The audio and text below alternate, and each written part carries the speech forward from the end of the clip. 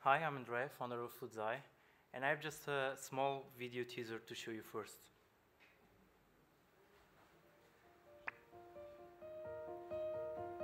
Now, we all know someone who cooks the best food in the world. What if we could find all that food, regardless of where we are?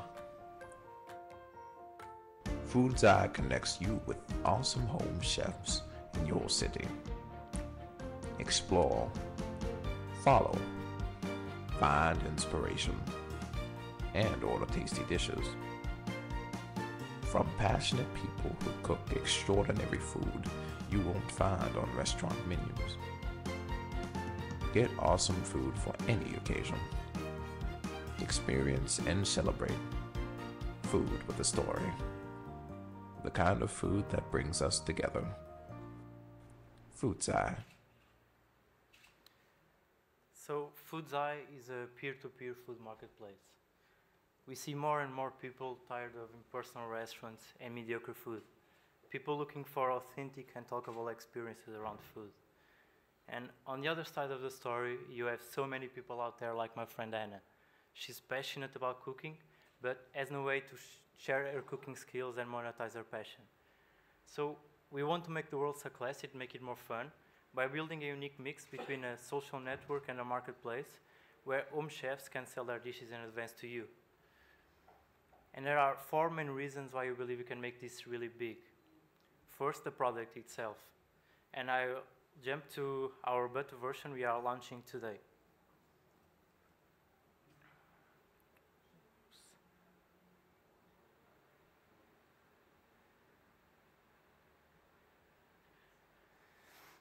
So these are real dishes from real home chefs. We are always amazed by the fabulous diversity they bring. And you can build your wish list or just explore. But of course, the best part is that you can actually order some of these mouth-watering dishes. And by the way, here's my current and my past orders. And Foodzai is also a very visual and human way to build personal relationships. So here's a home chef profile example. Gorgeous.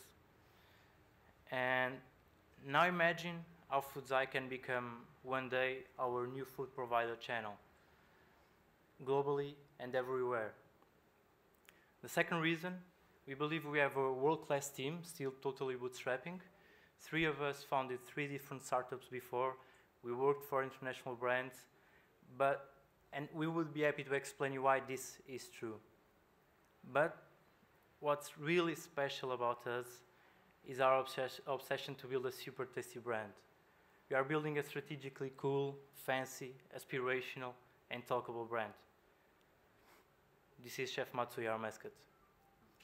Third reason, we are right in the middle of a new global trend, the sharing economy.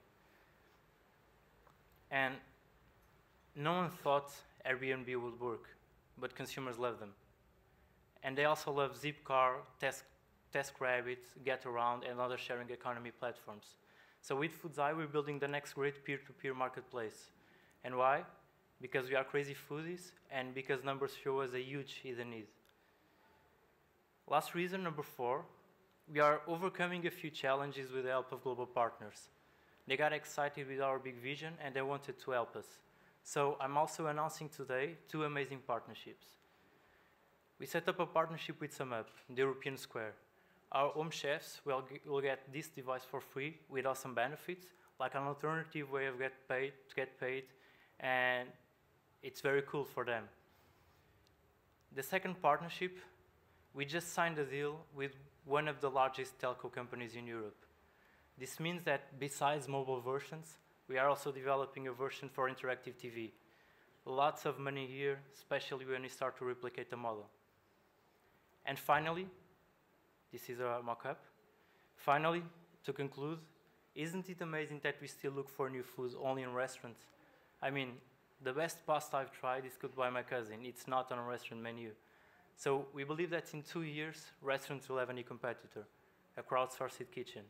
And Foodzai is bringing that future one step closer. It's coming.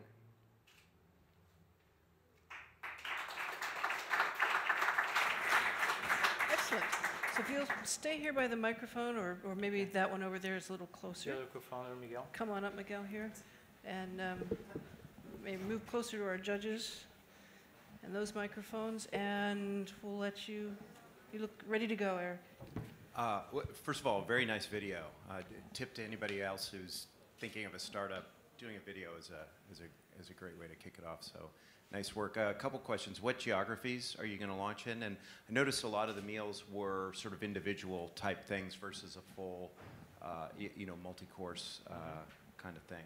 There's a company in the States, I think it's called Kitchit, which does something similar. So I'm curious, geos and Okay, so we have a city-by-city approach. So we are first trying to reach a good home chef base. So because the last thing we want is that the user enter in Foodzai and only gather some 1 or 2 dishes. So we need to gather first good density to users and to offer them first.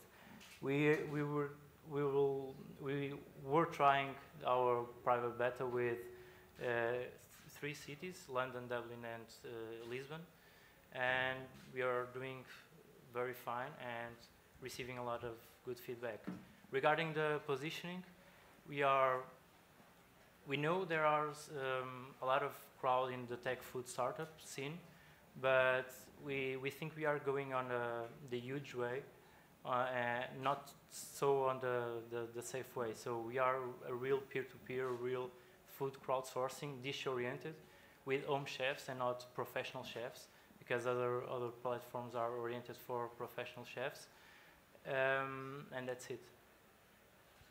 So just so that I'm clarified, rather than you looking for someone to come into your home as a personal chef, which is, I think, what the kitchen is trying to do, this is really ordering an individual dish.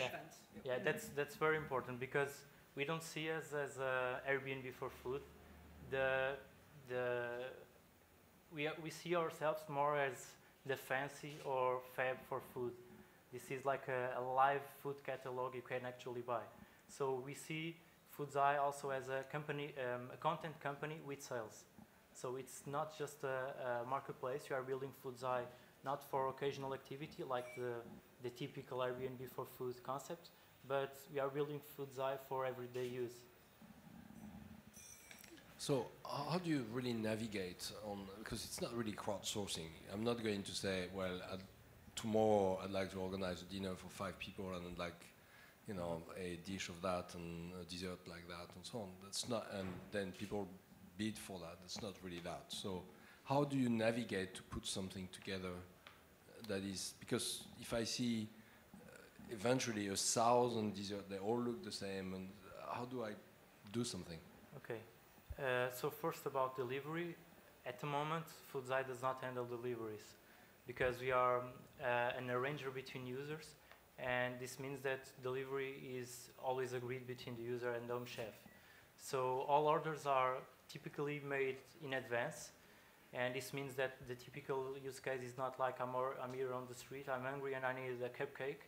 The typical use case is more like I'm planning a dinner with friends at the weekend, or a party with family, or I just want a shortcut for those busy days, and I order in advance. However, we are talking with some delivery companies to set up local and international partnerships, because we need to deliver a great delivery experience to our users, and mainly to be sure that at least our best cooks, at least we make our home chefs' lives easier. So is that for professional, semi-professional chefs, or for everyone? For everyone, from the semi-professional to the amateur side. What you are seeing is that most of our users are food bloggers or trying to get some small food business, and we are very amazed by the quantity of people that wants to start a small food business or dream about starting. And this way, Foodzai is a very way of building a small food business, like a catering system, and with no risks and no upfront costs. So you. Well, let's talk about the risk for one sec. Mm-hmm. You know, I order something, and in my 2 dishes I have some fish which is not, or seafood which is not good anymore, and I'm getting sick. And in addition to that, in the dessert I had a piece of wood and I cracked my teeth. Who do I go after? Yeah. So when you order a dish, like the example you were giving, that order has to be confirmed between you and the home cook. So you can send him a message asking him for ingredients you might be allergic to, and only after the home chef sends you all those details and you agree with them, then you're fine to confirm the order. So if you agreed for the piece of wood in your dessert, it's all on you. That's basically what I'm hearing. All right, we are out of time for questions, but thank you, gentlemen, very much for your presentation. Thank you, judges, for your questions. And I'll let you, our staff come out and do their magic to reset the stage a minute, and turn to our judges for a moment. I went through 400 applications to come to our finalists here, and I'm seeing some trends in the market in terms of how developers are maybe shifting away to some degree from that sort of social trend app phase that we've gone through. So there's some companies with a bit more substance. I'm just curious, what are you seeing happening in the market in terms of startups and where they're focusing their attention? Are you seeing any trend shifting here? Yes? No? No? I've been doing that for a while, and every year, especially after the summer, I think, well, I don't think we're going to find anything new, really exciting anymore, because we have seen so many things. And then there are 2 guys that walk in the office and say, wow, geez, how did we not think about that before? So, in other words, we keep being astonished by new things, and yes, there is always something a bit different, you know, building on the last iteration of other companies and other platforms. I mean, the shift is more on the enterprise these days. We're seeing more things on the enterprise than on the consumer side, if I could say. So I think we've gone through, and this is now, I was thinking about this morning, I think the 4th or 5th LeWeb competition that I've been part of over the last 2.5 years. And it seems like we've gone through a mobile, social, local app bubble.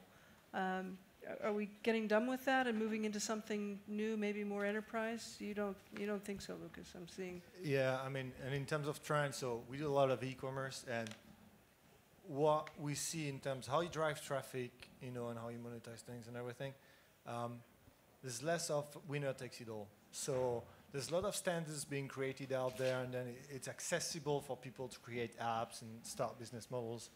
And, you know, it's like the social network thing. I'm not going to name, but some social networks were huge last year that disappeared within a year, and then other ones are taking up, but it's not like, it's still not stabilized. So, you know, in traffic investment, we see that a lot in terms of back-end technology, everything around payment, PCI and everything, you know, still have a lot of things coming on. But we would have thought it would consolidate faster, but, you know, there's probably going to be a lot of options for ever, I think, now, because of the ease of access of the technology for people to develop. I always think that sort of the bar has been lowered in terms of creating a new business and moving it into the market, and with that we get more choice. Yeah. Excellent. All right, I think I've got the